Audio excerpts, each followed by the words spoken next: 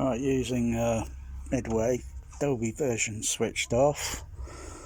Monitoring height 1, height 2, height 1, height 3 through the SDDS. The overheads are switched off, so height 3's a height 2 in the middle, and you know, it's all. Turn up the level on the.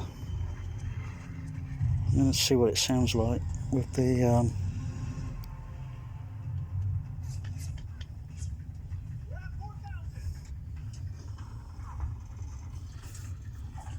Wow, pretty good. It's exactly what I thought it would sound like.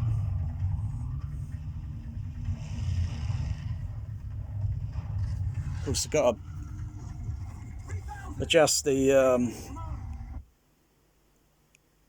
It's adjusting the levels correctly.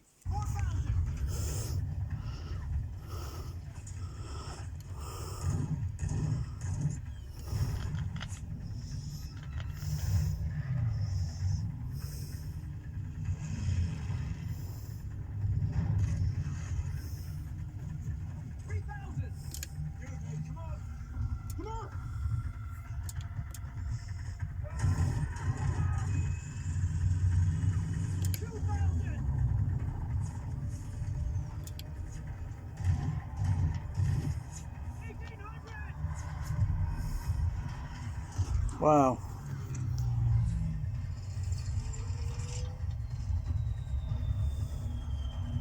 Sounds pretty neat. But a little, you know, because it's going to filter off the high frequencies and such on the with the headphones. You still hear some of the mid-range and the bass from the rest of it, everything else in it, but it's going to filter off all the highs. Yeah, thought I'd try it just for fun.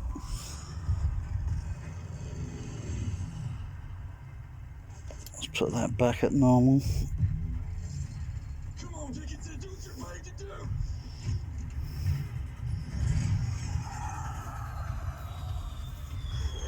Let's go and turn on the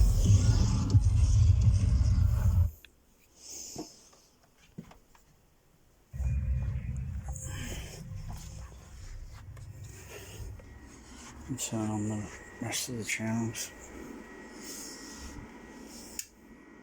You been fed? No, you been fed, Sooty. You got biscuit? You got biscuit, sweetie? Dog channels and extra turn on. Put the rear back surround on. Put that back up at. Come on. Check. Okay. So these are all active. They'll be all active.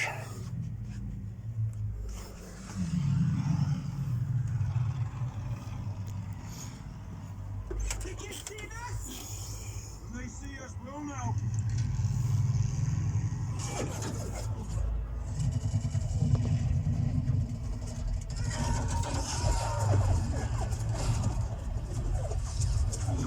Wow, all those bullets flying around, all the...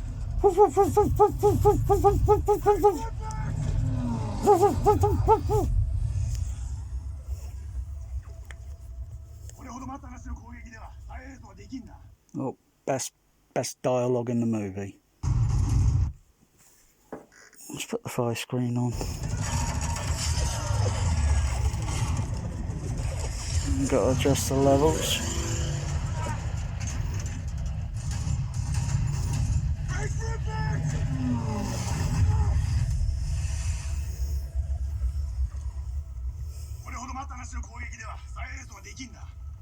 Oh yeah, awesome.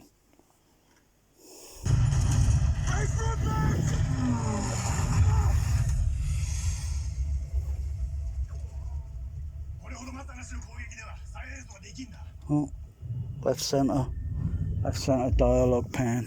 Wow, that's brilliant. That's better than center wide. The center Atmos wide for music or whatever they want to call it.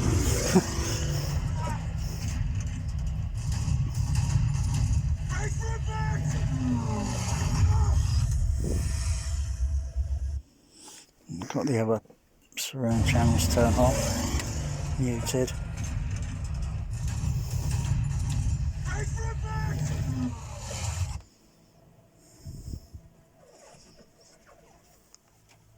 Just the overheads playing now, or just the overhead sounding.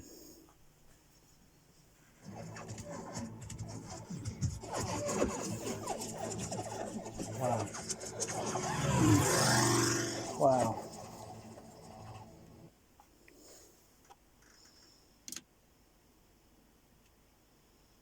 Just checking my height number. Yeah, just checking if height 2 is active. Yeah, it's active.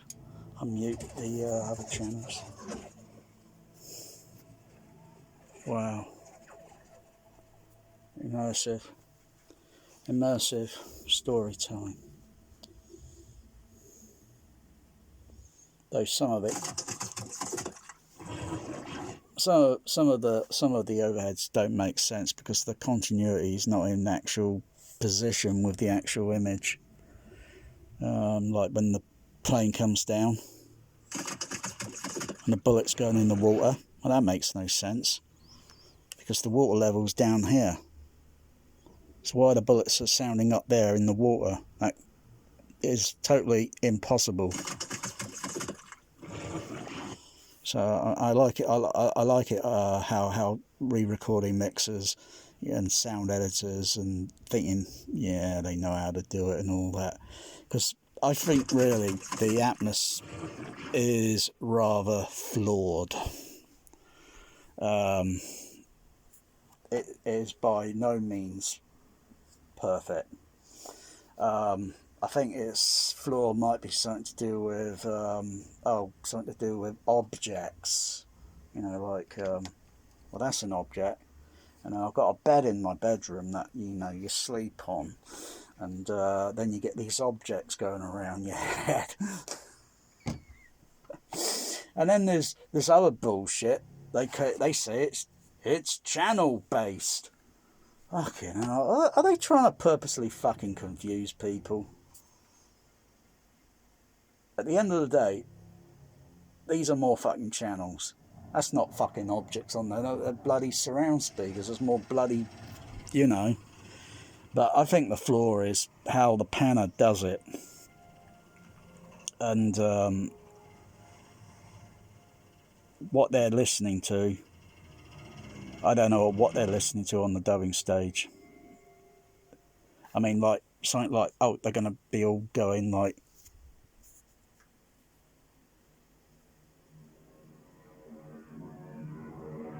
that's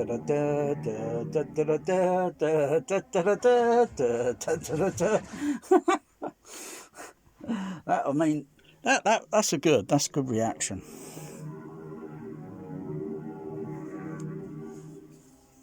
But it is sound flawed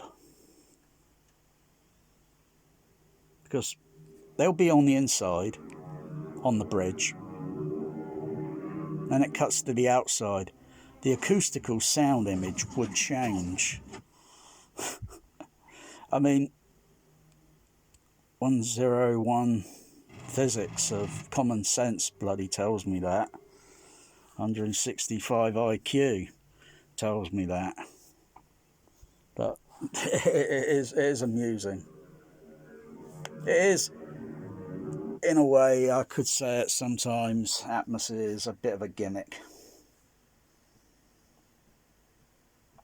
Overhead surround speakers have been fitted on bloody cinema ceilings decades ago, long before we were bloody soldiers with bloody helicopters flying bloody overhead and all that. Down at the Odeon, Bournemouth, Screen 1, Screen 2 had bloody overhead surrounds when I was listening to it far away back in 1978. Screen 1 upstairs, literally in the ceiling. Screen 2 downstairs, side wall, back wall, and in the ceiling. And that's all coming off the single mono matrix surround off of I guess a CP50. So someone was really thinking, you know, and it was immersive, you know. And then years and years later, worked at UCI Cinema, and that was unique because that had exclusive overhead surrounds in every 10 screen auditoriums. The small auditoriums, 1 through 4th, 7 through 10, and screens 5 and 6, the larger ones. Yeah. When I hear overhead surrounds, like, you know, in these movies today, like I've got far too much listening experience, and when sometimes I can see, when monitoring just the overheads, and I can spot a hell of a lot of bad continuity. Oh, and I'm thinking, I thought these Academy Oscar Oscar winners, or whatever they want to call themselves, I thought they say they are listeners, and I don't know why they're bragging to get an Oscar, and bloody hell, Christ's sakes, we bust our asses months. Oh yeah, what do you want, a medal? It's only a bloody sound mix, Christ's sakes. And yeah, but it's not perfect, it's far from bloody perfect. One, there's no discrete below surround.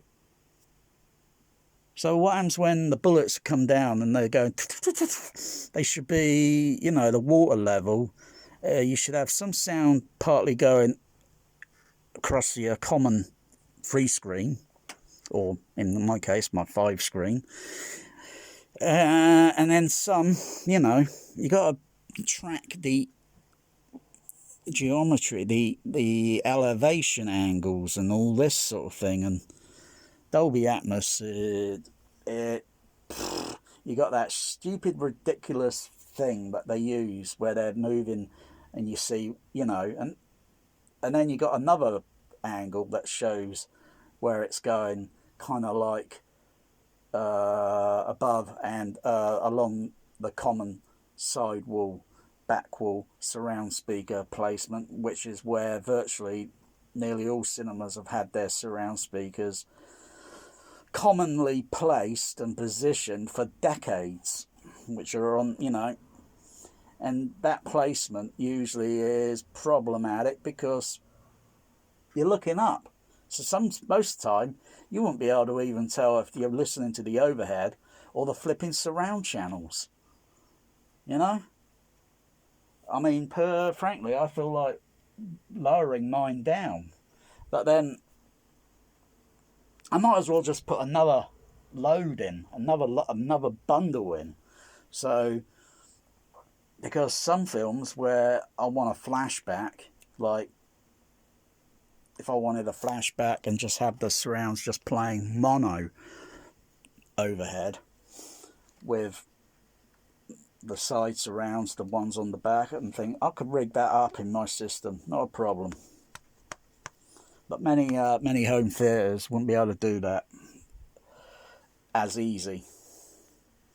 They'd have to put on a heck of a lot of extras, but you just certainly wouldn't be able to do it for a flagship Denon, and I thought a flagship is a flagship.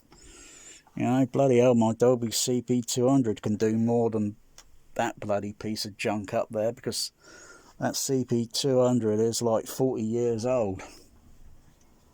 Whew.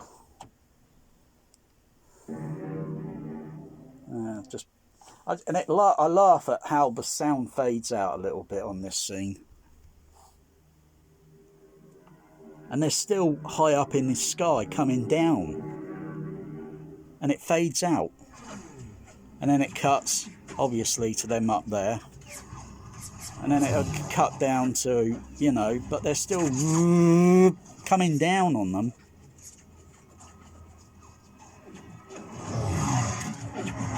It's not a perfect Transformer surround mix, this. Greg P. Russell. I don't know, 11 times Oscar nominated and never won an Oscar yet. What? Bloody hell. What's he doing wrong to not deserve recognition at least even once or twice? You know, there was another shot there where I'm thinking, bloody hell, who did the sound editing on this? Christ's sakes, it's a total mess. It's just a load of random sound effect. Look, they're at that level, but there's no sound of the planes coming down on them. You know, the whole point is to, you know, so basically Dolby Labs are a load of bullshitters. Bullshitters. BTS X, bullshitters. Limax, bullshitters. Auro 3D, bullshitters. Because I really tire of listening to garbage. I'm sure it's a good production and all that, but really, I mean, oh yeah, that's going along the overhead, but the impression, right?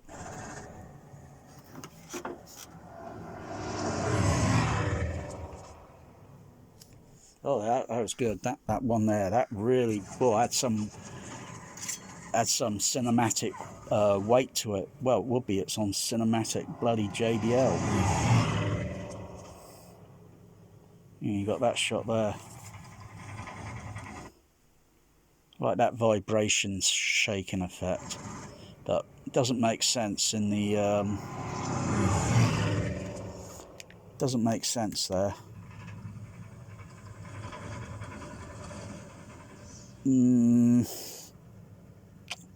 Yeah.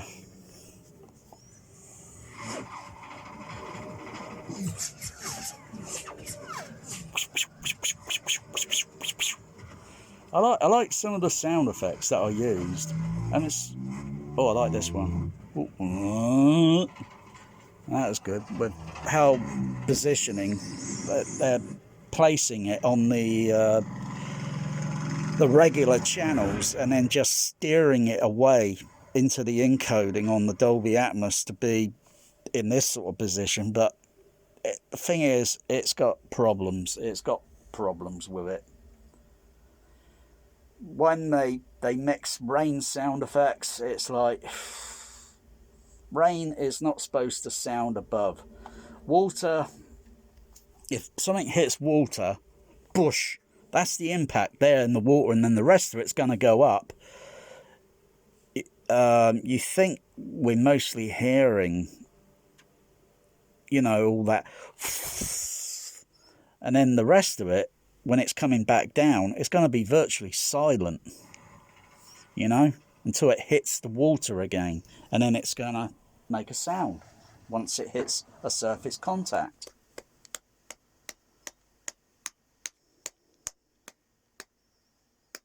Yeah, and the guy's still looking a bloody round there, but where the fuck's the fucking aeroplanes? Huh? Bloody hell, Greg P. Russell. Jesus Christ, mix it properly. You could have got nominated for this one.